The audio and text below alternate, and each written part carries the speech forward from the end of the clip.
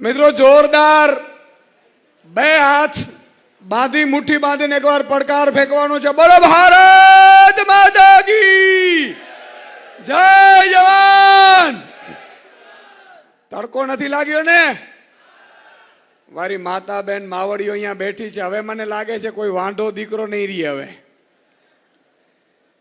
મિત્રો આજે આમ આદમી પાર્ટીની વિજય વિશ્વાસ સંમેલનમાં આજે આપણે સૌ ભેગા થયા છીએ. મંચસ્થ મહાનુભાવો ગોપાલરાયજી, મનોજભાઈ, રાજુભાઈ, બ્રિજરાજભાઈ, યુવરાજભાઈ અને માનનીય અરવિંદ કેજરીવાલજી, માનનીય ભગવત માનજી આપણી સાથે પધારી રહ્યા છે. મિત્રો આજે હવે આપણી અસ્તિત્વની છેલ્લી લડાઈ છે. આવનારી ચૂંટણીઓ નથી. જેમ અંગ્રેજોને બગાડવા માટે ભારત એક થયું હતું, જ્ઞાતિ, જાતિ, ધર્મ, વાડા બધું ભૂલીને એક થયું હતું, એમ આપણે હવે એક થવું પડશે. નહીં તો આ ભાજપ વાળા મિત્રો આજે તમે જુઓ, હું અત્યારે અમરેલીમાં જયારે આવ્યો ત્યારે ઘણા ખેડૂતો મને મળવા આવ્યા. મને કહે સુદાનભાઈ, હજુ પણ ટેકાના ભાવે જે મગફળી ખરીદી એના રૂપિયા મળ્યા નથી. આ વાત સાચી છે ભાઈ? હાથ ઊંચો કરો એટલે મને ખબર પડે સાચી છે. તમે કલ્પના કરો, પેલા તો આ ટેકુડિયું ફેકુડિયું બંધ કરવી છે આપણી સરકાર આવે ને એટલે. શેની ટેકુડિયું ફેકુડિયું ભાઈ? ખેડૂતને 300 મણ મગફળી થાય તો 300 ખરીદવી જોઈએ કે ના ખરીદવી જોઈએ? ખરીદવી જોઈએ કે ના ખરીદવી જોઈએ? તમે વિચાર કરો. ભાજપ વાળાને હમણાં મને મળ્યા, મને કહે સુદાનભાઈ, અમે ખેડૂતોને હવે મગફળી છે ને એ હાવ ઘટાડી નાખવાના છીએ. મેં કીધું કેમ? મને કે 200 મણ મગફળી ગયા વર્ષે ખરીદી કરી હતી એક ખેડૂત પાસેથી. પછી 2024ની ચૂંટણી આવી, ભરીને ખેડૂતો, માતા બેન દીકરીઓ, ખેડૂતની દીકરીઓ, ખેડૂતની પત્નીઓ, ખેડૂતની પુત્રવધુઓ બધાએ આપણે જોરથી મત આપ્યા. એટલે આ વખતે અમે 125 મણ કરી નાખ્યું. સમજણ પડે છે કે નથી પડતી ભાઈ? પડે છે કે નથી પડતી? નહીં તો હું મહામંથન જોતા હતા કે નહીં? મહામંથનમાં ચીસો પાડતો અહીંયા આવ્યો ને, હજી 5 વર્ષથી ચીસો પાડું છું. હવે જો બદલાવ નહીં આવે ને તો મારું ગળું બેહી જાય.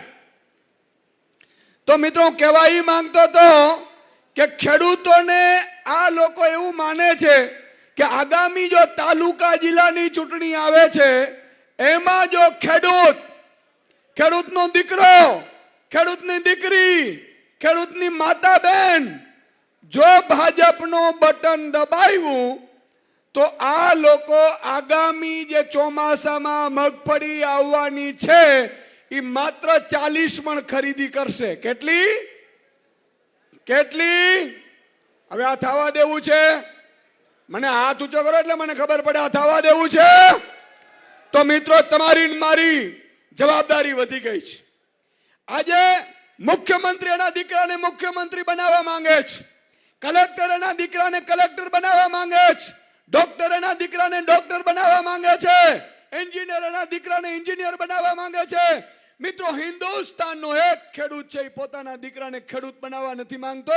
એ એમ કે છે કે બિચારા છોકરાને કહે છે કે પોલીસની ભરતી આવે છે થઈ જા, ક્લાર્કની ભરતી આવે છે થઈ જા.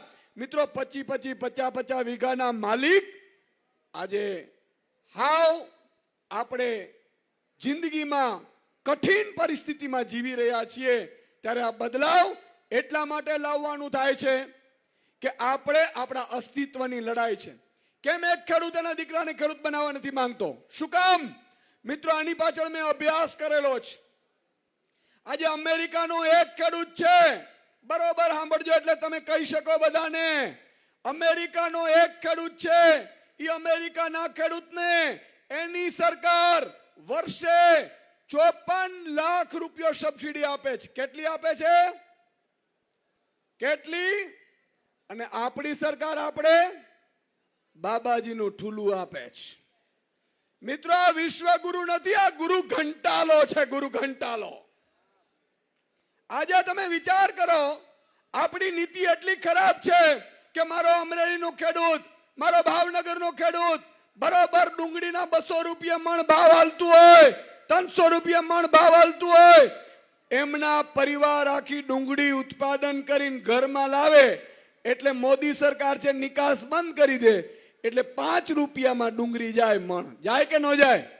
અને છતાંય મારી માતા બેન દીકરી કે ખેડૂત ફરીથી ભાજપનું બટન દબાવે તો એમાં ભાજપનો વાંક કે આપણો વાંક? આપણો છે મિત્રો. એટલા માટે આજે તમને જગાડવા માટે આવ્યા છે. મારો ખેડૂત જાગશે તો સ્થિતિ થશે. મિત્રો આજે હું જોઈ રહ્યો છું ખૂબ અત્યારે તડકો છે, છતાંય તમે દૂર દૂરથી તમે બધા આવ્યા છો. તમે આવ્યા છો, તમે જાગૃત થઈ ગયા છો. તમને હવે જાગૃત કરવાની જરૂર નથી, પણ જેમ અમે તમને બોલાવ્યા ને તમે આવ્યા એમ મારી માતા બેન દીકરીઓ છે એ હવે એની આજુબાજુ ઝાપામાં બેઠા હોય. ખબર છે પાડોશી ગામડામાં બેસીએ છીએ ને આપણે માતા બહેનો, બાજુના ઘરમાં જઈએ, એ બાજુવાળો ભાજપ વાળો હોય, એમના પત્નીને, એના બેનને, એના દીકરીને તમારે સમજાવવાનું છે કે બેન તારો ધણી છે ને, તારો ઘરવાળો એ ભાજપમાં મત નખાવે છે ને, એમાં અમારા દીકરા વાંઢા રહીએ છે. વાંઢા કેમ રહીએ છે એ પણ હું તમને કહીશ.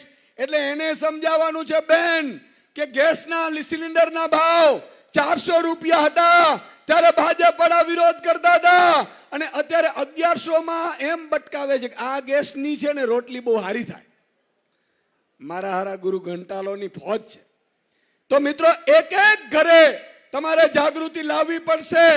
આજે ગામડે ગામડે હું જાઉં છું, હું લોકોને પૂછું કે આમાં ખરેખર કુંવારાઓની સંખ્યા કેટલી છે, તો કે સાહેબ અમારે તો 96 વાંઢા છે. દીકરાઓ, એમાં માતા પિતાનો વાંક નથી. માતા પિતા તમે જુઓ, દીકરો ખૂબ મહેનત કરતો હોય, રાત્રે પાણી વાળતો હોય, રાત્રે મહેનત કરે, 1-5 હાથ પૂરો હોય, માતા પિતાની આશીર્વાદ લઈને ઘરથી બહાર નીકળતો હોય તો એને દીકરી આપવામાં નથી આવતી. એ એટલા માટે મિત્રો, ગોપાલભાઈ ઇટાલિયા માટે એકવાર તાળીઓનો ગડગડાટ થઈ જાય. તો મિત્રો એ રાત દિવસ મહેનત કરીને દીકરો અને એમના માતા પિતા મહેનત કરતા હોય, છતાંય દીકરી જ્યારે માગું નાખવા જાય એટલે પૂછે કે ક્યાં રહો છો? તો કે અમરેલીના કુવાડ ગામડામાં રહું છું. શું કરો છો? તો કે ખેતી કરું છું. અચ્છા, ખેતી કરો છો? અચ્છા, તો મારે હમણાં દીકરી દેવાનો વિચાર નથી. આવું કહે છે કે નથી કહેતા? કહે છે કે નથી કહેતા? તો વાંઢા કોના કારણે રહ્યા? ભાજપના કારણે. અને છતાંય ભાજપ વાળા મિત્રો એટલા મોટા કલાકાર છે કે વાંઢાઓને પાછા પેજ પ્રમુખ બનાવી દીધા. બોલો, પાર્ટીનો કાર્યકર ઝંડો લઈને નીકળતો હોય, વાંઢાઓનું સંગઠન બને ને તોય આ ભાજપ વાળા પડી જાય.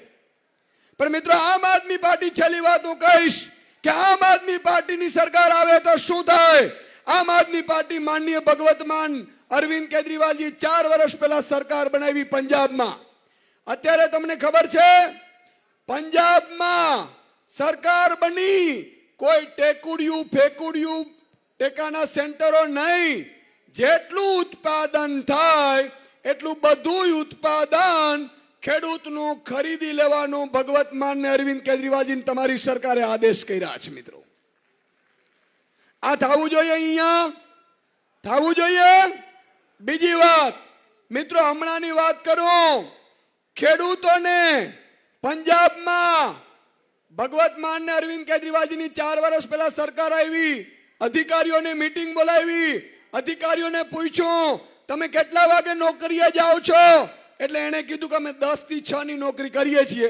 એટલે એમણે આદેશ કર્યો કે જો 10 થી 6 ની અધિકારી નોકરી કરતો હોય તો તમને રાત્રે વીજળી ખેડૂતોને શું કામ આપો છો ભાઈ રાત્રે 1:30 વાગે?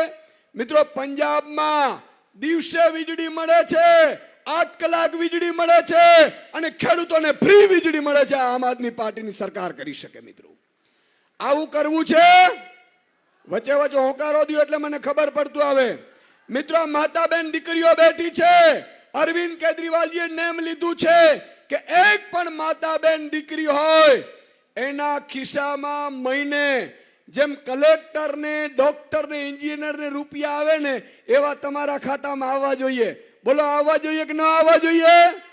મિત્રો, પંજાબમાં આમ આદમી પાર્ટીએ જાહેર કર્યું છે કે પંજાબની દરેક મહિલાના બેંક એકાઉન્ટમાં મહિને 1 તારીખ પડશે એટલે ટુઈ ટુઈ મેસેજ આવશે ને 1000 રૂપિયો પડી જશે એકવાર તાળીઓ થઈ જાય થાય.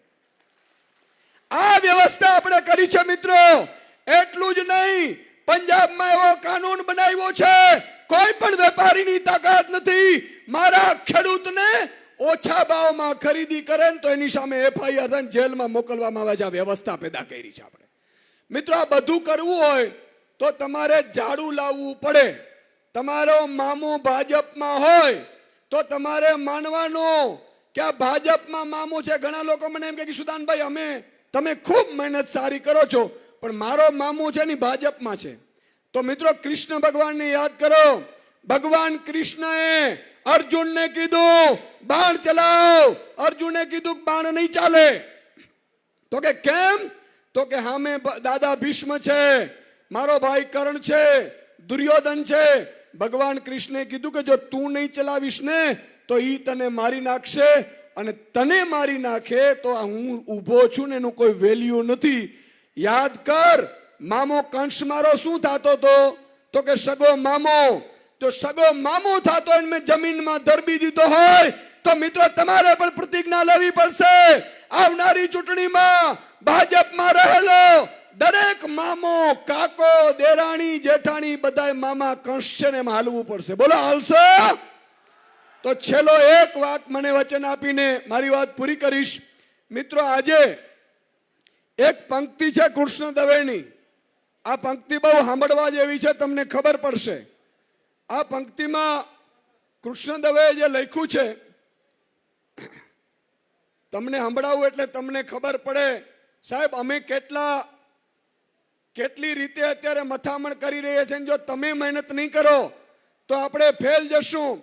કૃષ્ણ દવે લખ્યું છે, તમને જરૂર છે ટેકાની ભાઈ મારા, અમને જરૂર છે કેશની, હાલો પથારી ફેરવીએ દેશની.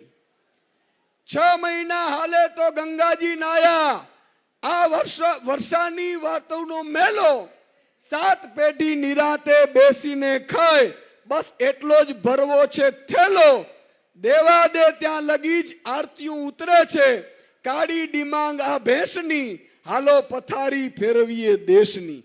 છેલ્લી પંક્તિ, ફાઇલોના પરેવા ઘૂઘુ કરે છે, હવે ચોકમાં દાણા તો નાખો, ગમે તે કામ કરો અમને ક્યાં વાંધો છે. એટલે કે ફાઇલો રૂપિયા વિના કાંઈ નથી થતું, ભાજપના રાજમાં છે ને. પણ આપણા 50% રાખો, ચૂલે બળેલ કંઈક ડોશીઓના નામ પર આપી દો ગેસની એજન્સી, હાલો પથારી ફેરવીએ દેશની. મિત્રો, આ વ્યવસ્થા બદલવા માટે તમારે એક વ્યક્તિએ 10 વ્યક્તિઓને આમ આદમીમાં જોઈન્ટ કરવું પડશે. બોલો, કરશો? હાથ ઊંચો કરીને બોલો, કરશો? બોલો, ભારત માતા કી ઇન્કલાબ, જય જવાન.